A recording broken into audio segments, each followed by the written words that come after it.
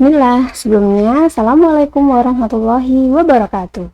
Anak-anak, untuk pertemuan kali ini, pertemuan pertama ya, kita akan belajar bahasa Indonesia. Kali ini kita akan memulai tema 1, subtema 1. Baik, masih semangat kan belajarnya? Oke, lanjut ya.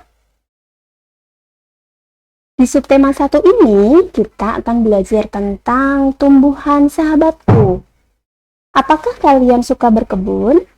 Suka berkebun merupakan kebiasaan yang bagus. Kalian dapat menanam berbagai jenis tumbuhan. Jika kalian pelihara, kalian akan dapat menikmati hasilnya. Kalian dapat menikmati sayuran dan buah-buahan yang dihasilkan tumbuhan. Dengan demikian, dapat dikatakan tumbuhan sahabatku. Bagaimana dengan kalian? Apakah kalian sudah menganggap tumbuhan sebagai sahabat? Nah, hubungannya dengan pelajaran bahasa Indonesia ini, kita akan belajar menjelaskan pengertian teks laporan hasil pengamatan. Teks laporan adalah teks yang berisi informasi yang berdasarkan pengamatan yang sudah dilakukan. Teks laporan bertujuan untuk memberikan informasi kepada orang banyak. Secara umum, teks laporan terdiri dari beberapa jenis, antara lain teks laporan hasil pengamatan, teks laporan perjalanan, teks laporan kegiatan, dan teks laporan peristiwa. Teks laporan hasil pengamatan. Teks laporan hasil pengamatan itu berisi yang pertama, informasi atau pernyataan umum. Yang kedua, kumpulan fakta atau hasil pengamatan. Yang ketiga adalah simpulan. Selanjutnya, kita akan membaca teks laporan hasil pengamatan berikut ini. Disimak ya. Selain nasi dan jagung sebagai makanan pokok masyarakat Indonesia, terdapat pula singkong. Singkong termasuk tanaman umbi-umbian. Pada tanaman singkong, bagian yang dijadikan makanan pokok adalah umbi akar. Nah, dari teks laporan tersebut, kita bisa mendapatkan informasi apa saja. Yang pertama, singkong termasuk makanan pokok masyarakat Indonesia. Informasi kedua, singkong termasuk tanaman umbi-umbian. Yang ketiga, bagian tanaman singkong yang dijadikan sebagai makanan pokok adalah umbi akar. Nah, 3 informasi ini yang kita dapat dari teks laporan tadi, anak-anak. Selanjutnya, kita akan belajar menentukan ide pokok dari teks laporan. Nah, ide pokok ini berisi tentang ide yang mendasari dari teks laporan. Ide pokok dapat ditemukan pada kalimat utama. Nah, untuk kalimat utama ini bisa terdapat di awal maupun di akhir sebuah paragraf. Nah, teman-teman, anak-anak, ayo ingat kembali teks laporan sebelumnya. Nah, ini dia. Perhatikan teks di atas. Nah, tadi disebutkan bahwa kalimat utama itu bisa di awal maupun di akhir. Nah, pada teks ini lebih tepat yang ditulis merah. Nah, yang ditulis merah kalimat pertama ini yang disebut kalimat utama. Bisa ya menentukan kalimat utama? Dari kalimat utama, itu kita bisa menentukan ide pokok.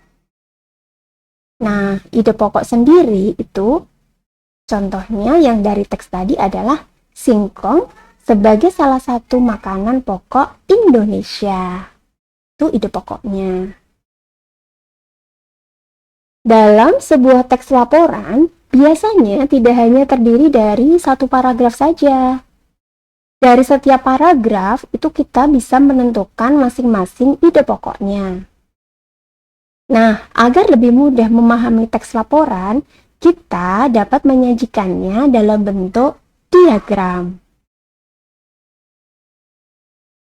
Nah, ini contohnya ya, penyajian ide pokok pada teks perkembangbiakan tanaman jagung bisa dibentuk dalam diagram ya.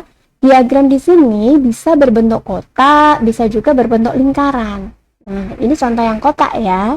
Jadi lebih mudah dalam kita pengisian ide pokok setiap paragraf. Sampai di sini bisa dipahami ya anak-anak ya. Anak-anak, ayo kita ingat kembali teks sebelumnya. Kita akan menentukan simpulannya. Informasi-informasi yang kita dapat dari teks apa saja?